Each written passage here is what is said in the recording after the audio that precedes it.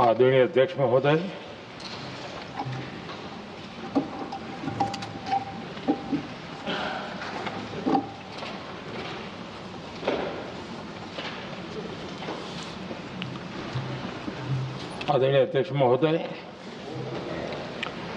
मैं इस सम्मानित सदन में पश्चिम एशिया में चल रहे संघर्ष और इसकी वजह से भारत के सामने आई चुनौतियों पर बात रखने के लिए उपस्थित हुआ हूं। इस समय पश्चिमी एशिया की हालत चिंताजनक है। बीते 2-3 हफ्तों में जयशंकर जी ने और हरदीप पुरी जी ने इस विषय पर सदन को जरूरी जानकारी दी है। अब इस संकट को 3 सप्ताह से ज्यादा हो रहा है। इसका पूरे विश्व की अर्थव्यवस्था पर, लोगों के जीवन पर बहुत ही विपरीत असर हो रहा है। इसलिए पूरी दुनिया इस संकट के जल्द से जल्द समाधान के लिए सभी पक्षों से आग्रह भी कर रही है। अध्यक्ष महोदय, भारत के सामने भी इस युद्ध ने अप्रत्याशित चुनौतियां खड़ी कर दी हैं। ये चुनौतियां आर्थिक भी हैं, नेशनल सिक्योरिटी से जुड़ी भी हैं और मानवीय भी हैं। युद्धरत और युद्ध से प्रभावित देशों के साथ भारत के व्यापक व्यापारिक रिश्ते हैं। जिस क्षेत्र में युद्ध हो रहा है वो दुनिया के दूसरे देशों के साथ हमारे व्यापार का भी एक महत्वपूर्ण रास्ता है। विशेष रूप से कच्चे तेल और गैस की हमारी जरूरतों का एक बड़ा हिस्सा यही क्षेत्र पूरा करता है। हमारे लिए ये रीजन एक और कारण से भी अहम है। लगभग 1 करोड़ भारतीय खाड़ी देशों में रहते हैं और वहां काम करते हैं। वहां समंदर में जो कमर्शियल शिप चलते हैं उनमें भारतीय क्रू मेंबर्स की संख्या भी बहुत अधिक है। ऐसे अलग अलग कारणों के चलते भारत की चिंताएं स्वाभाविक रूप से अधिक है। इसलिए ये आवश्यक है कि भारत की संसद से इस संकट को लेकर एक मत और एकजुट आवाज दुनिया में जाए।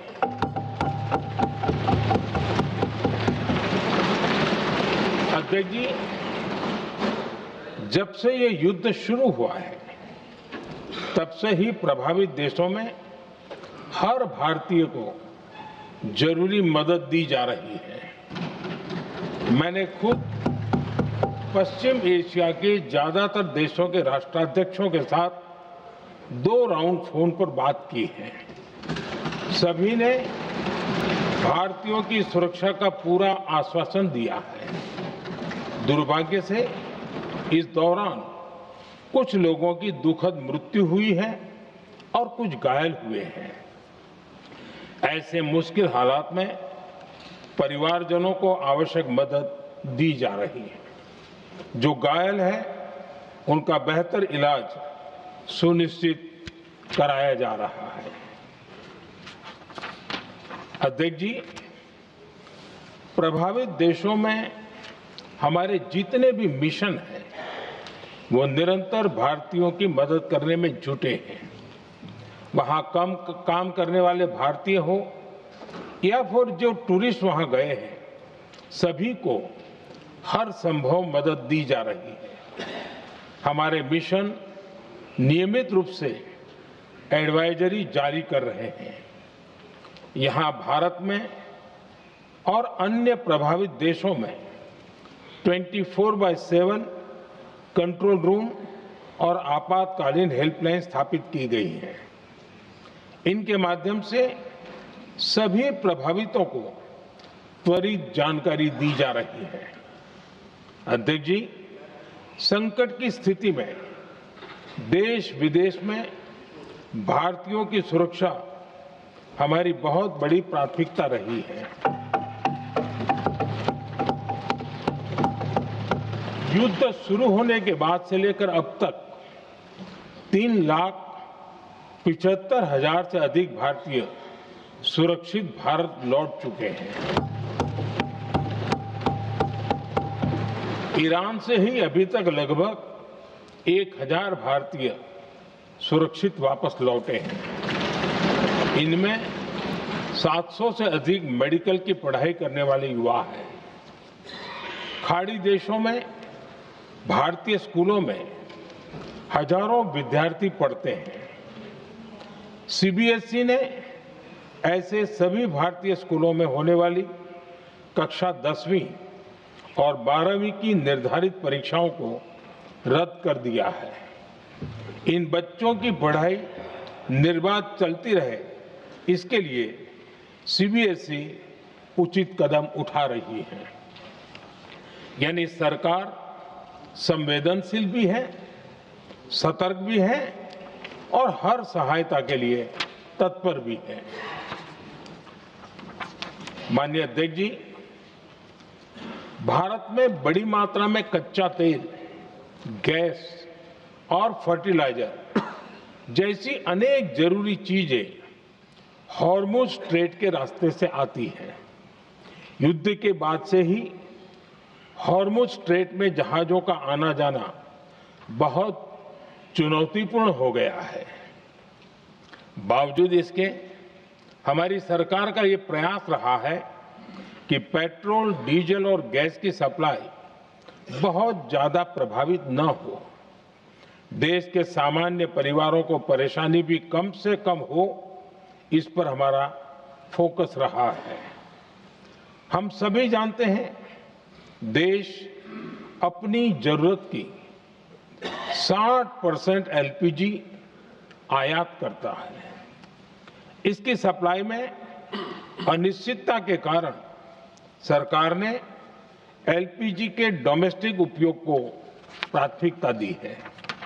साथ ही एलपीजी के देश में ही उत्पादन को भी बढ़ाया जा रहा है।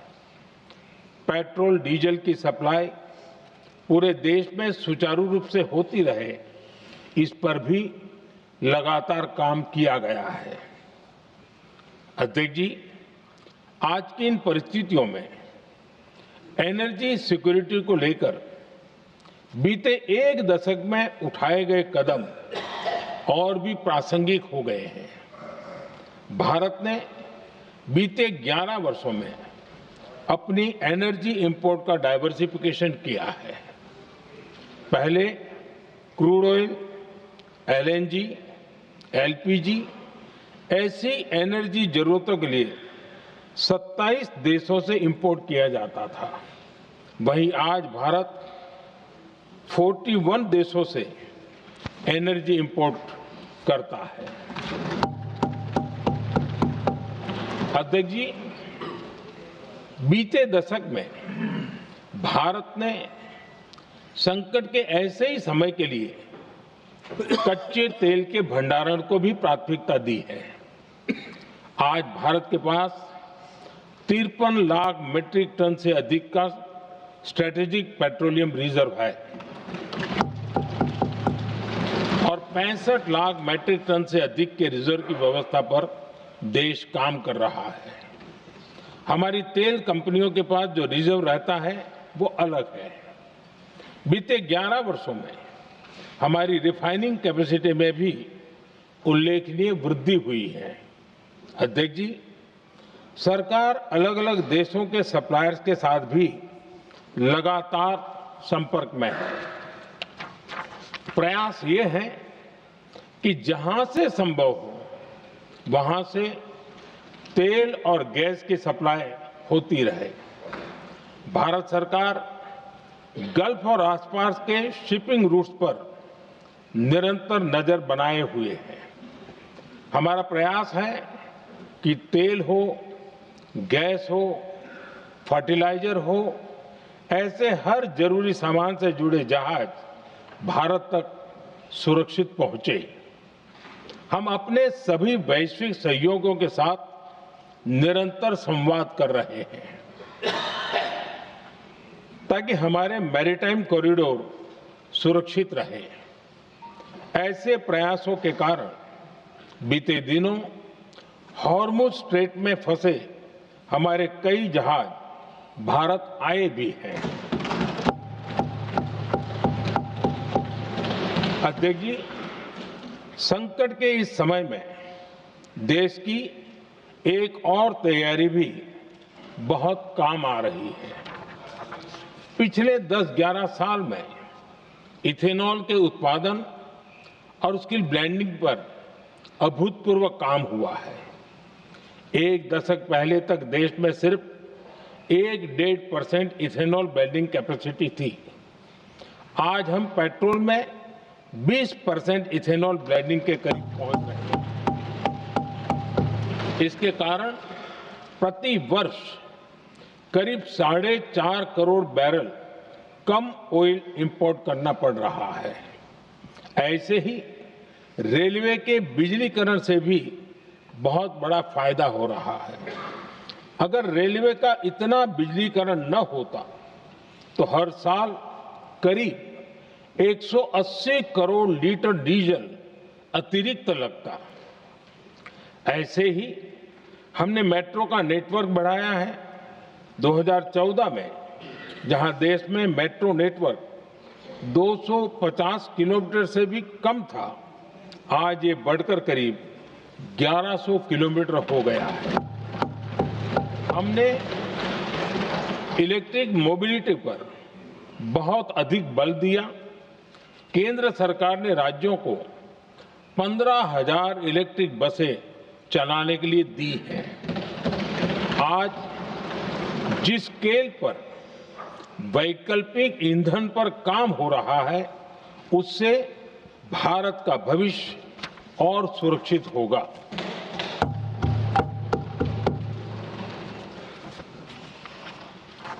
आदरणीय अध्यक्ष जी, हम जानते हैं कि एनर्जी आज इकोनॉमी की रीढ़ है और ग्लोबल एनर्जी नीड्स को पूरा करने वाला एक बड़ा सोर्स वेस्ट एशिया है। स्वाभाविक है कि दुनिया भर की अर्थव्यवस्था वर्तमान संकट से प्रभावित हो रही है और भारत पर इसका कम से कम दुष्प्रभाव हो, इसके लिए निरंतर प्रयास किए जा रहे हैं। सरकार इसके शॉर्ट टर्म, मीडियम टर्म और लॉन्ग टर्म ऐसे हर असर के लिए एक रणनीति के साथ काम कर रही है। आज भारत की इकोनॉमी के फंडामेंटल्स मजबूत है। इससे भी देश को बहुत मदद मिली है। हम हर सेक्टर के स्टेक होल्डर्स के साथ चर्चा कर रहे हैं। जहां भी जरूरत है उस सेक्टर को आवश्यक सपोर्ट दिया जा रहा है। भारत सरकार ने एक इंटर मिनिस्ट्रियल ग्रुप भी बनाया है। ये ग्रुप हर रोज मिलता है और हमारे इंपोर्ट एक्सपोर्ट में आने वाली हर दिक्कत का आकलन करता है और ये ग्रुप आवश्यक समाधान पर भी निरंतर काम करता है। मुझे पूरा भरोसा है कि सरकार और इंडस्ट्री के साझा प्रयासों से हम परिस्थितियों का बेहतर सामना कर पाएंगे। माननीय अध्यक्ष जी, एक बड़ा सवाल ये है कि युद्ध का खेती पर क्या प्रभाव होगा। देश के किसानों ने हमारे अन्न के भंडार भर रखे हैं, इसलिए भारत के पास पर्याप्त खाद्यान्न है। हमारा ये भी प्रयास है कि खरीफ सीजन की ठीक से बुआई हो सके। सरकार ने बीते सालों में आपात स्थिति से निपटने के लिए खाद की पर्याप्त व्यवस्था भी की है। अतीत में भी हमारी सरकार ने दुनिया के संकटों का बोझ किसानों पर नहीं पड़ने दिया था। कोरोना और उस समय के युद्धों के दौरान उस समय भी ग्लोबल सप्लाई चेन में डिस्टरप्शन आ गई थी। दुनिया के बाजार में यूरिया की एक बोरी 3,000 रुपये तक पहुंच गई, लेकिन भारत के किसानों को वही बोरी 300 रुपये से भी कम कीमत में उपलब्ध कराई गई। अध्यक्ष जी, देश के किसानों को इस प्रकार के संकटों से बचाने के लिए भी बीते वर्षों में अनेक कदम उठाए गए हैं। पिछले एक दशक में देश में 6 यूरिया प्लांट शुरू किए गए हैं। इससे सालाना 76 लाख मैट्रिक टन से अधिक की यूरिया प्रोडक्शन कैपेसिटी जुड़ी है। इस दौरान डीएपी और एनपीकेएस जैसी खाद का घरेलू उत्पादन भी करीब 50 लाख मैट्रिक टन बढ़ाया गया है। इतना ही नहीं, तेल और गैस की तरह खाद के आयात को भी डाइवर्सिफाई किया गया है। ऐसे ही डीएपी और एनपीके के आयात के लिए भी हमने अपने विकल्पों को विस्तार किया है। अध्यक्ष जी, सरकार ने देश के किसानों को made in India nano urea का विकल्प भी दिया है। सरकार किसानों को प्राकृतिक खेती के लिए भी प्रोत्साहित कर रही है। पीएम कुसुम योजना के तहत किसानों को 22 लाख से ज्यादा सोलर पंप दिए गए हैं। इससे भी डीजल पर उनकी निर्भरता कम हुई है। मैं सदन के माध्यम से देश के किसानों को विश्वास दिलाता हूं कि सरकार किसानों की हर संभव मदद करती रहेगी। आदरणीय अध्यक्ष जी, युद्ध का एक बहुत बड़ा चैलेंज ये भी है कि भारत में गर्मी का मौसम शुरू हो रहा है। आने वाले समय में बढ़ती गर्मी के साथ बिजली की डिमांड बढ़ती जाएगी। फिलहाल देश के सभी पावर प्लांट्स के पर्याप्त कोल स्टॉक्स उपलब्ध है। भारत ने लगातार दूसरे साल 100 करोड़ टन कोयला उत्पादन करने का रिकॉर्ड बनाया है।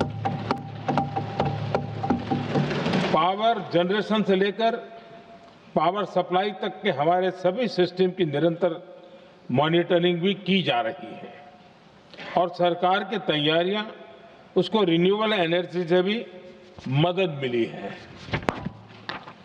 बीते दशक में रिन्यूएबल एनर्जी की तरफ देश ने बड़े कदम उठाए हैं। आज हमारी total installed power generation capacity का आधा हिस्सा रिन्यूएबल सोर्स से आता है। हमारी कुल रिन्यूएबल क्षमता आज 250 गीगावाट के ऐतिहासिक आंकड़े को पार कर गई है। बीते 11 वर्षों में देश ने अपनी सोलर पावर कैपेसिटी करीब 3 गीगावाट से बढ़ाकर 140 गीगावाट तक पहुंचाई है। बीते वर्षों में देश में करीब 40 लाख रूफटॉप सोलर लगे हैं। इसमें पीएम सूर्यघर मुफ्त बिजली योजना से भी लोगों को काफी मदद मिली है।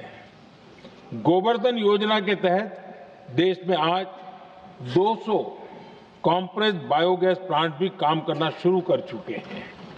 ये सारे प्रयास आज देश के बहुत काम आ रहे हैं। सरकार ने भविष्य की तैयारी और बढ़ाते हुए शांति एक्ट माध्यम से देश में न्यूक्लियर एनर्जी के उत्पादन को भी प्रोत्साहित किया है। कुछ ही दिन पहले small hydro power development scheme को भी हरी झंडी दी गई है, जिससे अगले 5 वर्षों में 1500 मेगावाट नई हाइड्रो पावर कैपेसिटी जोड़ी जाएगी।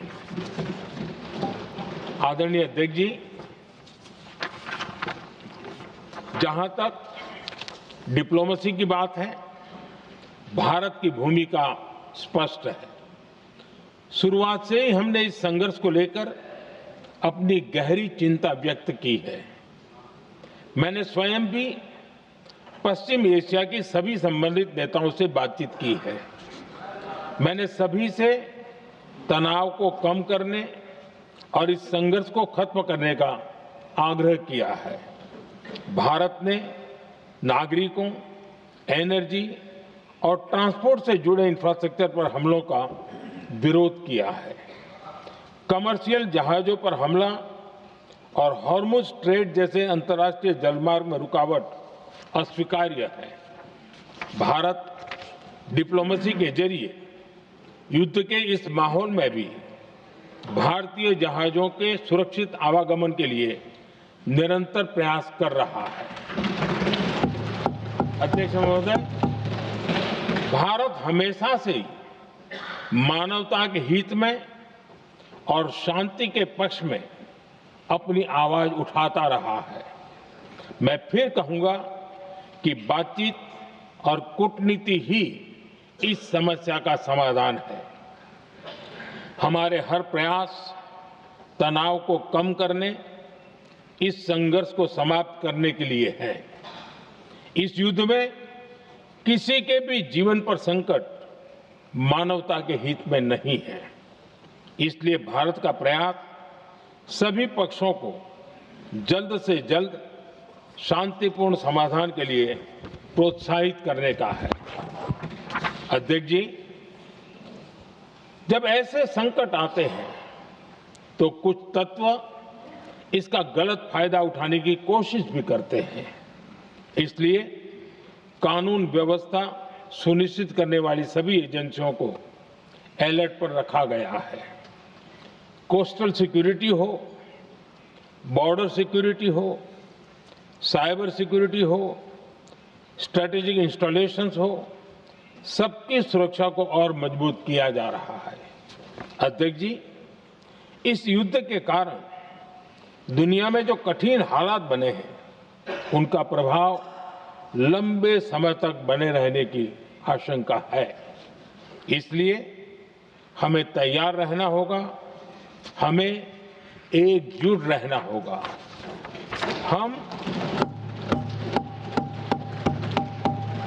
हम कोरोना के समय भी एकजुटता से ऐसी चुनौतियों का सामना कर चुके हैं। अब हमें फिर से उसी तरह तैयार रहने की आवश्यकता है।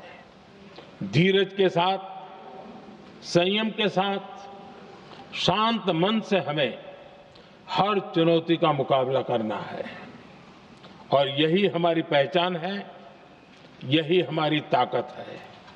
और हां, हमें बहुत सावधान और सतर्क भी रहना है। हालात का फायदा उठाने वाले झूठ फैलाने का प्रयास करेंगे, ऐसे लोगों की कोशिशों को सफल नहीं होने देना है। मैं देश की सभी राज्य सरकारों से भी इस सदन के माध्यम से आग्रह करूंगा, ऐसे समय में कालाबाजारी करने वाले, जमाखोरी करने वाले एक्टिव हो जाते हैं। इसके लिए कड़ी मॉनिटरिंग जरूरी है। जहां से भी ऐसी शिकायतें आती हैं, वहां त्वरित कार्रवाई होनी चाहिए। देश की हर सरकार और देश का हर नागरिक जब मिलकर चलेंगे तो हम हर चुनौती को चुनौती दे सकते हैं। इसी आग्रह के साथ मैं अपना वक्तव्य समाप्त करता हूं। बहुत बहुत धन्यवाद।